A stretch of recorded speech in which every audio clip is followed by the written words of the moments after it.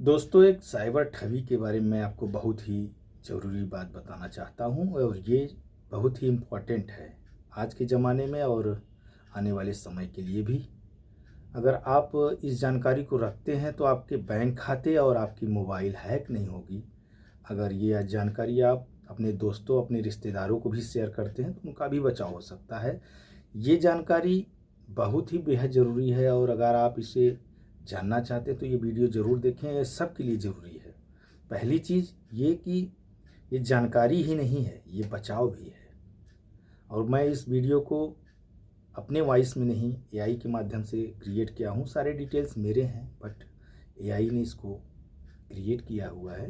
तो आप इसे ध्यान से सुनें और सारी जानकारी को अपने दोस्तों, अपने रिश्तेदारों को भी शेयर करें ताकि बीच बचाव हो सके और आपको ये जानकारी मालूम रहे। धन्यवाद। सोचिए, एक बिल्कुल हार्मलेस सा दिखने वाला मैसेज और देखते ही देखते बैंक अकाउंट खाली।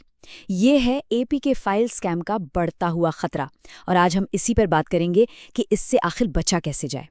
जरा इस सिचुएशन को इमेजिन कीजिए। एक शाम फोन पर एक व्हाट्सएप मैसेज आता है।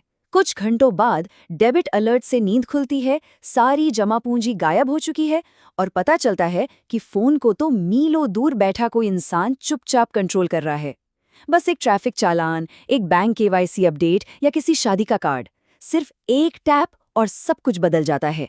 यही है एपीके स्कैम की असलियत।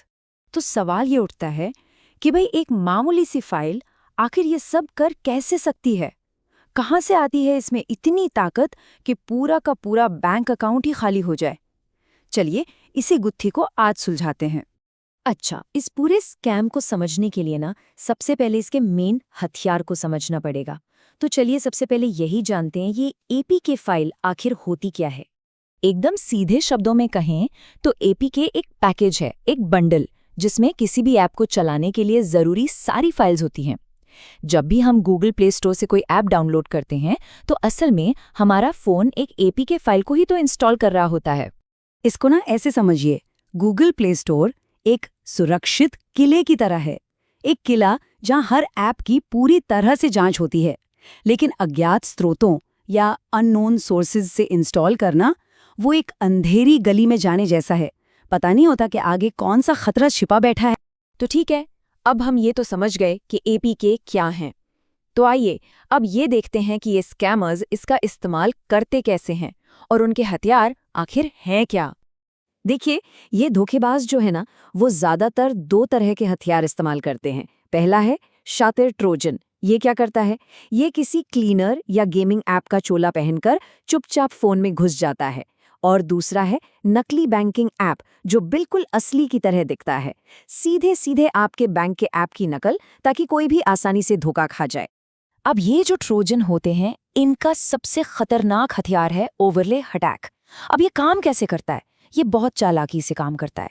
जैसे ही कोई अपना असली बैंकिंग ऐप खोलता है, ये मैलवेयर फौरन उसके ऊपर अपनी एक हूबहू नकली स्क्रीन डाल देता है। जरा देखिए, एक तरफ है नकली स्क्रीन और दूसरी तरफ असली। क्या कोई पहली नजर में इनमें फर्क बता सकता है? ये लगभग नामुमकिन है। और बस इसी भरोसे का, इसी कंफ्यूजन का फायदा ये स्कैमर्स उठाते हैं। अब मैलवेयर एक और चाल चलता है। ये सिस्टम अपडेट जैसी किसी चीज का बहाना बनाकर डिवाइस एडमिनिस्ट्रेटर की परमिशन मांगता है। और ये परमिशन देना पता है कैसा है? ये अपने फोन की चाबियां चोर को सौंपने जैसा है। एक बार ये अधिकार मिल गया तो फिर उस ऐप को हटाना लगभग नामुमकिन हो जाता है। और बस एक बार ये परमिशन दे दी तो समझिए खेल खत्म। स्कैमर्स आपके ओटीपी पढ़ सकते हैं, आपके बैंकिंग एप्लीकेशन में घुस सकते हैं, ये तक देख सकते हैं कि आप क्या टाइप कर रहे हैं, और आपको पता चले बिना आपके अकाउंट से पैसे भी ट्रांसफर कर सकते हैं। तो ये स्कैमर्स लोगों को फंसाने के लिए आखिर किन बहानों का इस्तेमाल करते हैं? चलिए इनके कुछ सबसे आम रूपों को पहचानते हैं ताकि हम सावधान रहें। हमारे देश में ना ये घोटाले अक्सर इन रूपों में सामने आते हैं, जैसे ट्रैफिक चालान भरने का कोई मैसेज आ गया, या बैंक से केवाईसी अपडेट करने की कोई अर्जेंट चेतावनी, या फिर किसी दोस्त की तरफ से आया शादी का डिजिटल कार्ड। ये सभी हमारी उत्सुकता या हमारे डर का फायदा उठाने के लिए ही डिजाइन किए जाते हैं। और हाँ, ये खतरा सिर्फ भारत तक ही सीमित नहीं है। जरा इसे देखिए, ये एक स्विस बैंक पोस्ट फाइनेंस का नकली ऐप है। दिखने में ये बिल्कुल असली लगता है। ऑफिशियल लोगो और स्क्रीनशॉट का इस्तेमाल करके इसे बनाया गया है। और ये रहा एक और उदाहरण। इसमें भारत के आईसीआईसीआई बैंक की नकल की गई है। इसमें क्या हो रहा है? इसमें क्रेडिट कार्ड की लिमिट 30% तक बढ़ाने का एक जबरदस्त ऑफर दिया जा रहा है। अब ऐसे ऑफर देखकर तो अक्सर लोग बिना सोचे समझे ऐप इंस्टॉल कर ही लेते हैं। और ये याद रखना बहुत जरूरी है कि खतरा सिर्फ नकली बैंकिंग ऐप से ही नहीं है। वो जो शातिर ट्रोजन होते हैं ना, वो अक्सर राशिफल वाले ऐप्स, बैटरी सेवर या फोन क्लीनर जैसे बिल्कुल नॉर्मल दिखने वाले ऐप्स में छिपे होते हैं, जिन्हें लाखों लोग डाउनलोड करते हैं।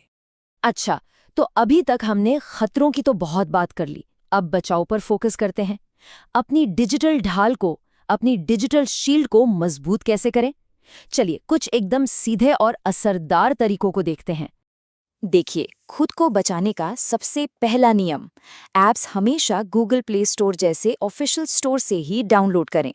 फोन की सेटिंग्स में इंस्टॉल फ्रॉम अननोन सोर्सेज का जो ऑप्शन होता है, उसे हमेशा हमेशा बंद रखें। किसी भी अनजान लिंक पर क्लिक करने से बचें। और हाँ, अगर कोई ऐप एसएमएस पढ़ने जैसी सेंसिटिव परमिशन मांगे तो बहुत ज़्यादा सतर्क हो जाएं। लेकिन मान लीजिए कि गलती से कोई स्कैम एपीके इंस्टॉल हो ही गया, तो क्या करें? घबराने की बिल्कुल जरूरत नहीं है। यहाँ एक बिल्कुल साफ प्लान है कि ऐसी बुरी से बुरी सिचुएशन में क्या करना चाहिए। अगर कभी ऐसा हो जाए तो सबसे पहला काम, फोन का इंटरनेट बंद कर दीजिए, वाईफाई, मोबाइल डेटा, सब कुछ। फिर उस सस्पिशियस ऐप को ढूंढकर फौरन अनइंस्टॉल कीजिए। इसके बाद किसी दूसरे सेफ डिवाइस का इस्तेमाल करके अपने सारे पासवर्ड, बैंकिंग, यूपीआई, ईमेल सब बदल डालिए और अपने बैंक को तुरंत बताइए। और अगर ज़रूरत पड़े तो फ़ोन को फैक्ट्री रीसेट करने से भी पीछे मत हटिए। और सबसे ज़रूरी कदम है रिपोर्ट करना। राष्ट्रीय साइबर क्राइम हेल्पलाइन नंबर 1930 यानी 1930, इस पर तुरंत कॉल करें या cybercrime.gov.in पर शिकायत दर्ज करें।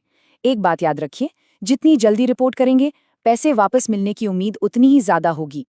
आखिर में बस एक सवाल, ये घोटाले ना तकनीक से ज़्यादा इंसानी भरोसे पर टिके हैं। ये हमारे भरोसे का ही तो फ़ायदा उठाते हैं। तो सवाल ये है कि इस डिजिटल दुनिया में हम हर वक्त सतर्क रहने और बिना डरे भरोसा करने के बीच एक बैलेंस, एक संतुलन कैसे बना सकते हैं?